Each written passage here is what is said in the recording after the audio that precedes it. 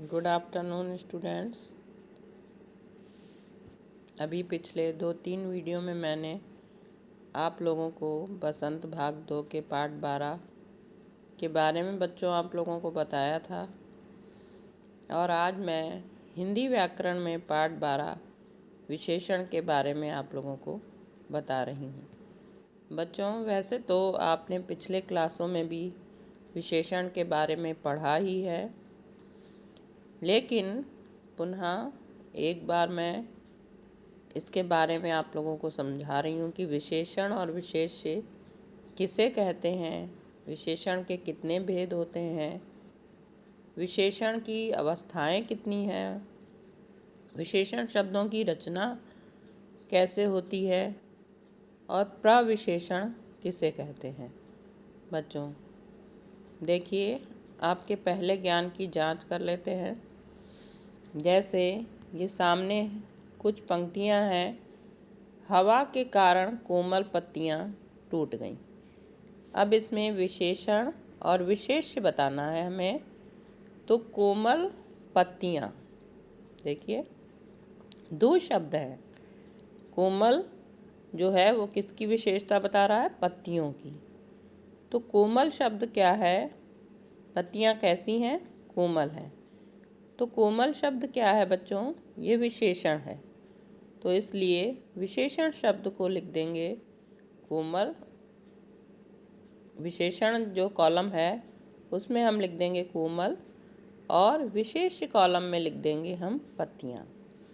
अब दूसरा वाक्य है बच्चों, रवि नीली कमीज पहनकर गया है। रवि नीली कमीज पहनकर गया है। तो बच्चों यहाँ देखिए, नीली कमीज, कमीज कैसी है? नीले रंग की। तो नीली शब्द जो है वो कमीज की विशेषता बता रहा है, इसलिए कमीज जो है वो विशेष्य है और नीली शब्द विशेषण है, क्योंकि नीले रंग की कमीज की विशेषता क्या बताई जा रही कि वो नीले रंग की है, इसलिए नीली शब्द जो है वो बच्चों वो आपका विशेषण है और कमीज विशेष्य है।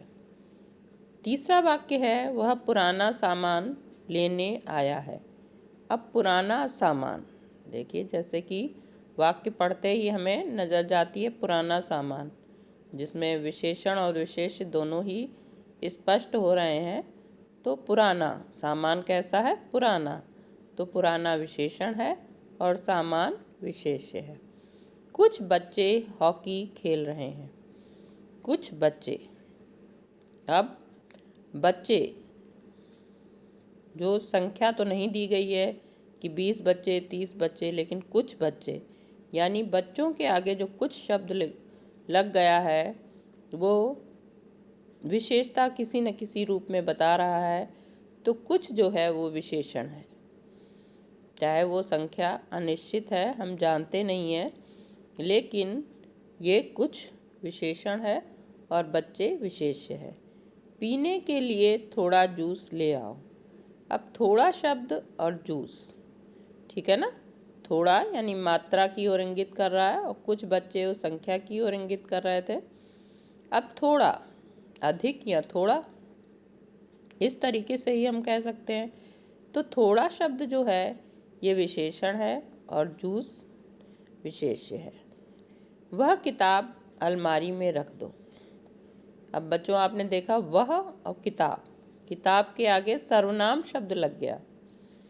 तो जब संज्ञा शब्दों के आगे हम सर्वनाम शब्दों का प्रयोग करते हैं तो वो भी विशेषता बताने लगते हैं, ठीक है? तो इसको हम संकेतवाचक भी कह सकते हैं विशेषण, जैसे संकेत करते हुए हम कह रहे हैं, या सार्वनामिक विशेषण कह सकते हैं। तो वह किताब, वह विशेषण हो गया और किताब क्या है? वो विशेष्य हो गया। तो बच्चों ये देखा आपने, विशेषण और विशेष्य शब्द छांट कर लिखने थे। इसके आधार पर अब हम आपको बताएंगे कि विशेषण किसे कहते हैं। अब इन वाक्यों को आपने पढ़ा और इन वाक्यों के आधार पर हम कह सकते हैं कि जो शब्द संज्ञा या सर्वनाम की विशेषता बताते हैं उन्हें हम क्या कहते हैं? विशेषण कहते हैं। और जिन शब्दों की विशेषता बताई जाती है उन्हें हम विशेष्य कहते हैं। देख लीजिए अब दूसरे पेज पर बच्चों, आपकी पृष्ठ संख्या 83, तो उसमें दिया है टोकरी में 8 संतरे हैं और एक वाक्य दिया है काला कुत्ता भौंक रहा है। ठीक है बच्चों, तो टोकरी में क्या है? 8 आम है, तो ये संख्या बता रहे हैं, यानी संतरों की जो संख्या है वो कितनी है? वो आपके लिए 8 है। यानी यदि हम गिनती करें तो चाहे संतरे कह लें या टोकरी में आम कह लें, कुछ भी कह लें बच्चों, तो उनकी संख्या 8 है। ठीक है, किताब में कि संतरे ही लिखा है तो हम उन्हें संतरों के रूप में भी देख रहे हैं। और दूसरा वाक्य है काला कुत्ता जो है वो भौंक रहा है। बच्चों आप देखिए, कुत्ता जो है वो कैसा है? काले रंग का, रंग पता चल रहा है उससे। तो ये जो शब्द हैं ये क्या है? विशेषता बता रहे हैं। संतरों की संख्या बता रहे हैं 8, और कुत्ता कैसा है? वो काला है। तो अब हमने अभी आपको बताया कि जो शब्द किसी भी संज्ञा या सर्वनाम की विशेषता बताते हैं, तो संतरे संज्ञा है, कुत्ता भी संज्ञा है, तो ये जो है ये विशेषण शब्द हैं, काला और 8। वैसे कह सकते हैं वह सुंदर लड़का है, तो वह की विशेषता बताएंगे वहाँ पर। तो इस तरीके से सर्वनाम शब्दों की भी विशेषता बताई जाती है। वह सुंदर है भी कह सकते हैं, तो वहाँ पर सर्वनाम शब्दों की विशेषता बताई जाएगी। और जिन शब्दों की विशेषता बताई जाती है वो क्या कहलाते हैं? विशेष्य कहलाते हैं। तो बच्चों अब आगे बढ़ते हैं। विशेषण के कितने भेद होते हैं? विशेषण के बच्चों 4 भेद होते हैं। पहला है गुणवाचक विशेषण, दूसरा है संख्यावाचक विशेषण, परिमाणवाचक विशेषण, संकेतवाचक विशेषण। अभी जब मैं आप लोगों को आगे वाले उदाहरण बता रही थी तो मैंने बताया भी था कि संकेत और सार्वनामिक विशेषण कहते हैं। तो ये आपके 4 विशेषण के भेद हैं: गुणवाचक, संख्यावाचक, परिमाणवाचक, संकेतवाचक। सबसे पहले गुणवाचक विशेषण के बारे में बताते हैं। जैसा कि शब्द से ही स्पष्ट है कि गुण यानी कोई गुण हो, लेकिन गुणवाचक विशेषण में दोष का भी वर्णन होता है। किसी का दोष भी बताया जाए, जैसे कहा जाए वह बुरा आदमी है, तो बुरा उसके दोष के बारे में बता रहा है व्यक्ति के, तो इसमें गुण और दोष दोनों आ जाते हैं। उनके आधार पर ही हम वर्णन करते हैं।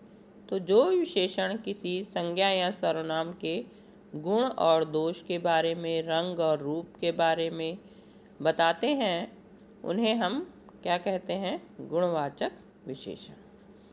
अब बच्चों इसको हम उदाहरण के द्वारा भी समझ सकते हैं।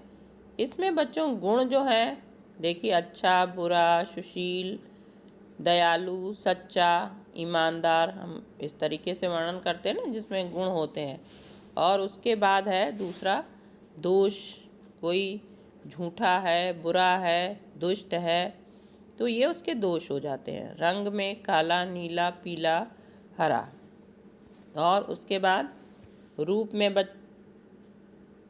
काल है, समय को भी बताने के लिए होते हैं, प्राचीन, नवीन, ठीक है, और पाक्षिक, मासिक, ताज़ा, ये समय को बताते हैं।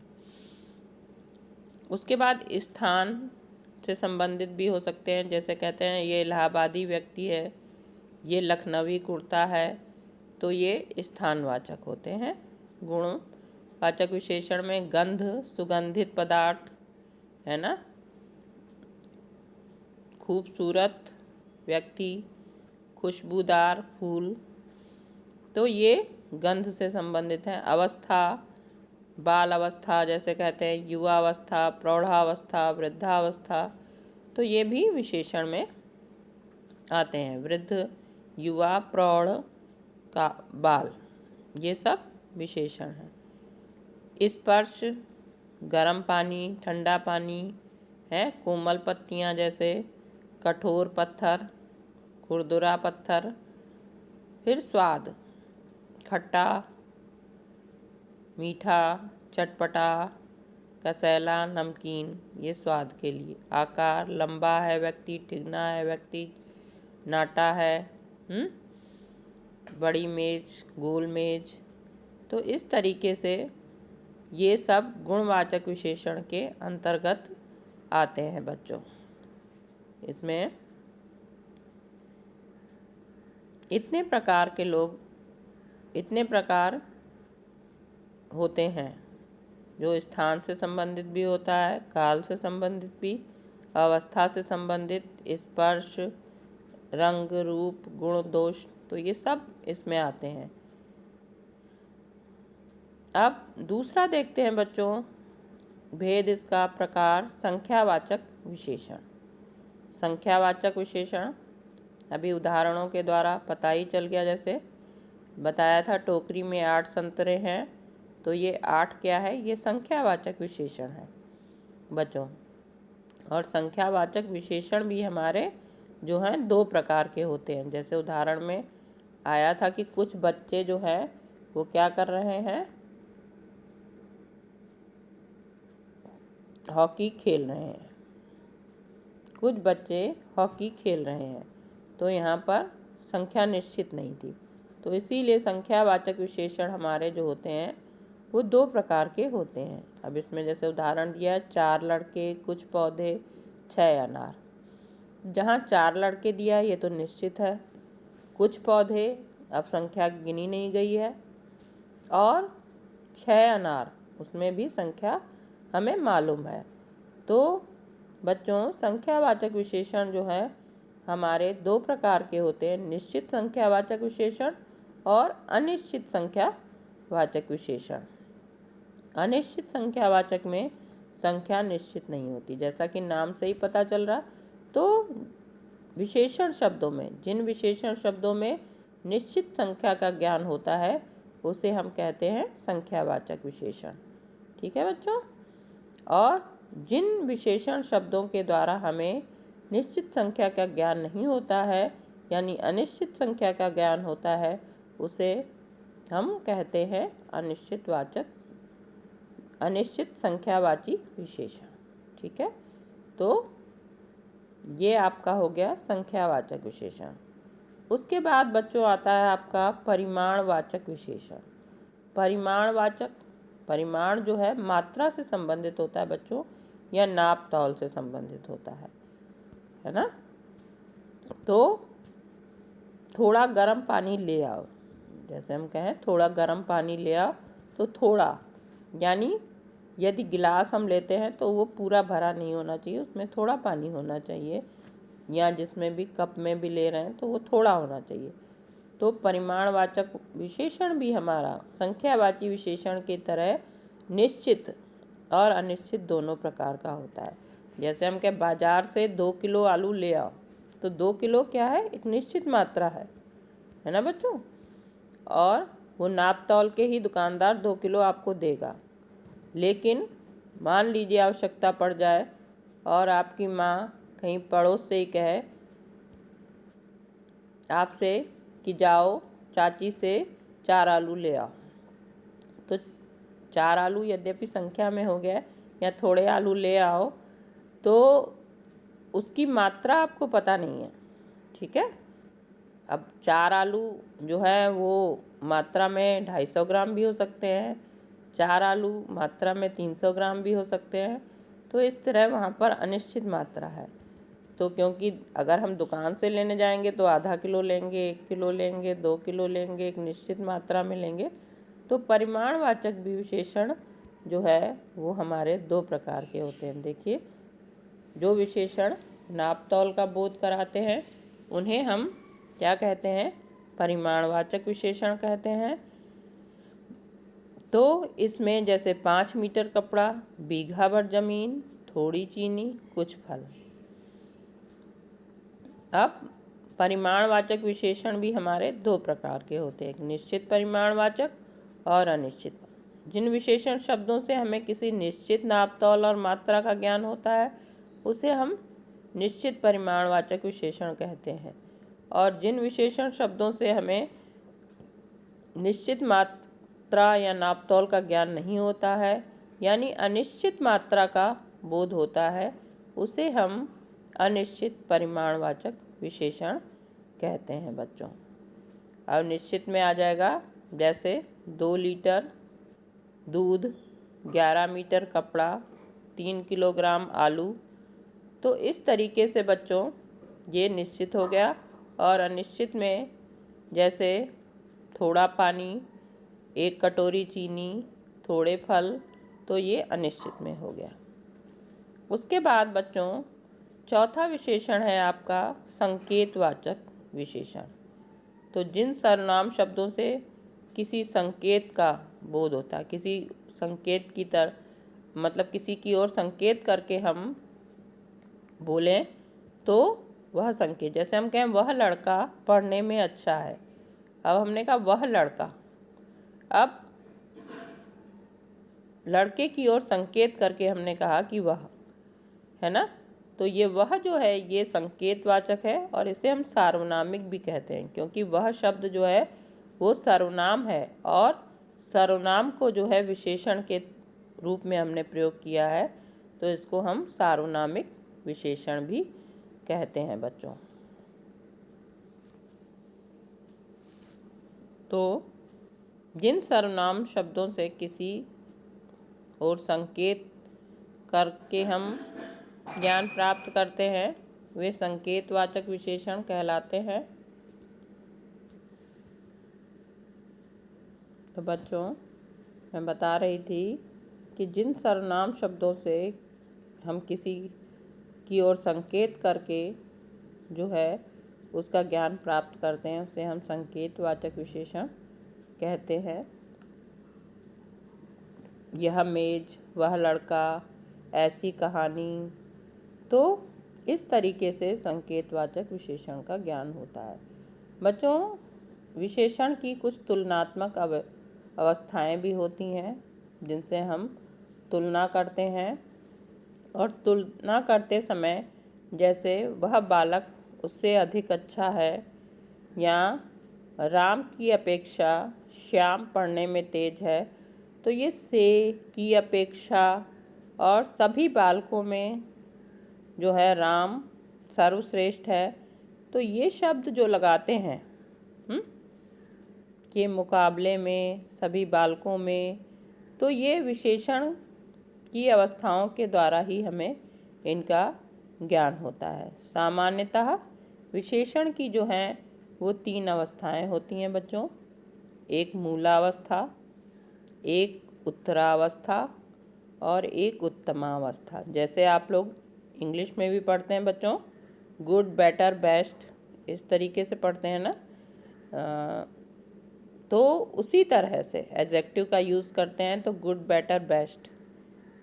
तो उसी तरह से हिंदी में भी मूलावस्था और उत्तरावस्था और उत्तमावस्था होती हैं, सुंदर, सुंदरतर और सुंदरतम। तो जैसे देखिए बच्चों,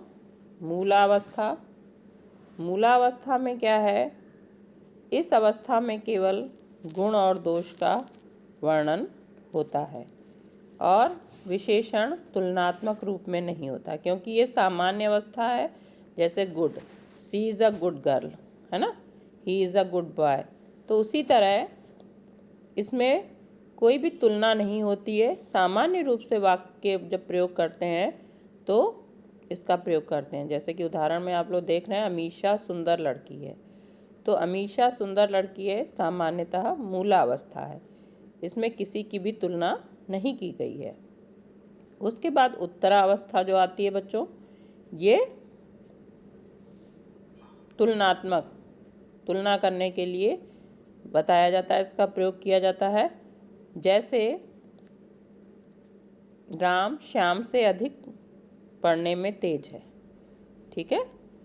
तो और Ram is better than Shyam, इस तरीके से कर सकते हैं। Ram is good in study than Ram, Ram is good in study than Shyam, तो इस तरीके से भी कह सकते हैं। तो जहाँ बेटर का यूज़ आप लोग इंग्लिश में करते हैं या देन लगाते हुए तुलना करते हैं, उसी तरह से हिंदी में की अपेक्षा से अधिक इस तरीके का शब्दों का प्रयोग किया जाता है। तो देखिए, तो किसी एक वस्तु का या प्राणी का दूसरे के साथ तुलना करते समय जिस अवस्था का प्रयोग किया जाता है उसे उत्तरावस्था कहते हैं। नीलिमा अमीषा से अधिक सुंदर लड़की है। उसके बाद बच्चों आती है आपकी उत्तमावस्था।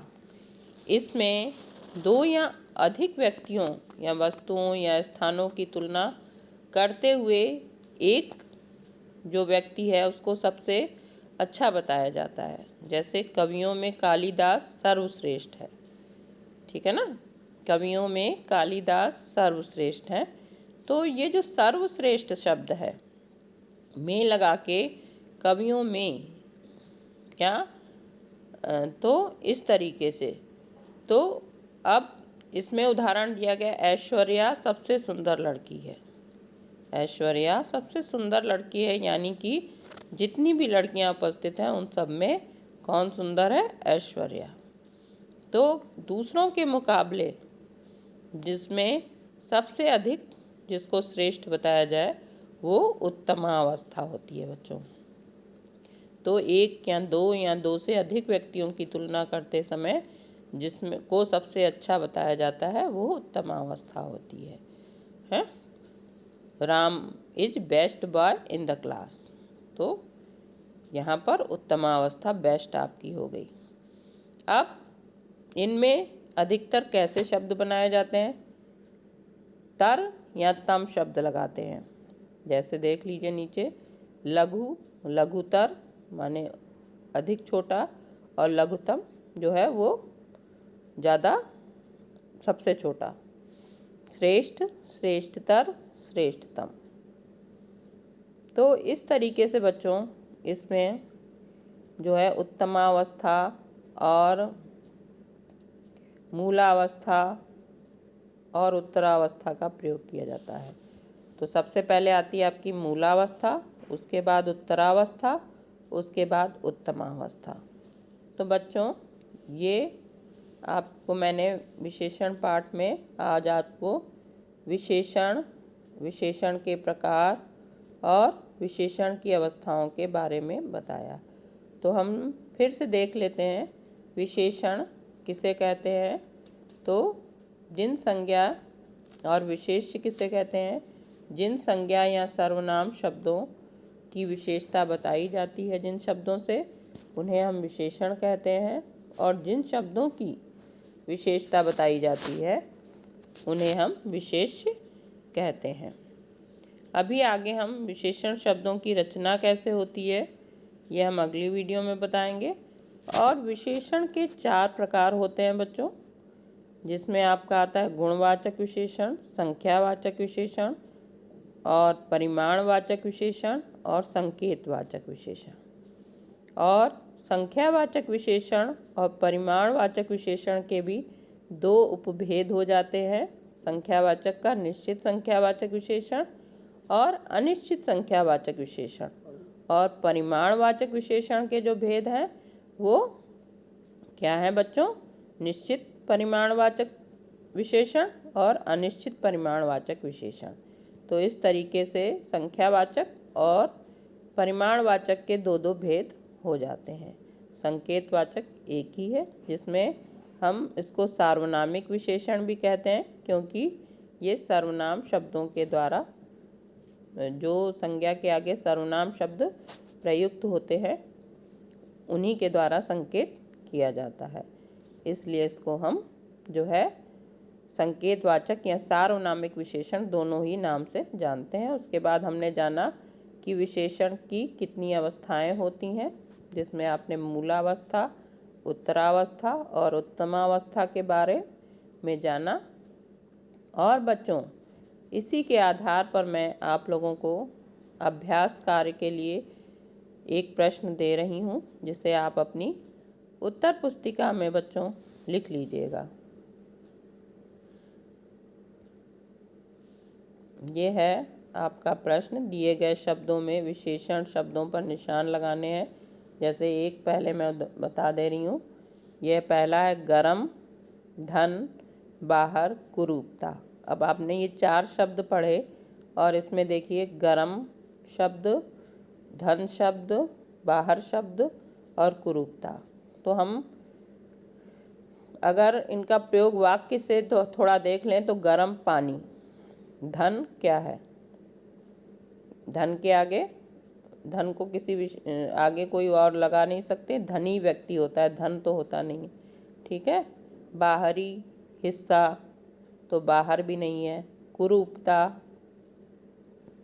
तो कुरूपता ये भाववाचक संज्ञा है, इसलिए गरम शब्द जो है विशेषण है, तो गरम शब्द पर निशान लगा देंगे। इसी तरह बच्चे आप लोग अन्य जो नीचे 5 पंक्तियां हैं उनके बारे में देखिएगा और टिक करिएगा, सही निशान लगाइएगा। यदि कोई समस्या आती है किसी भी बात को समझने में तो आप मुझसे पुनः पूछ सकते हैं बच्चों। धन्यवाद।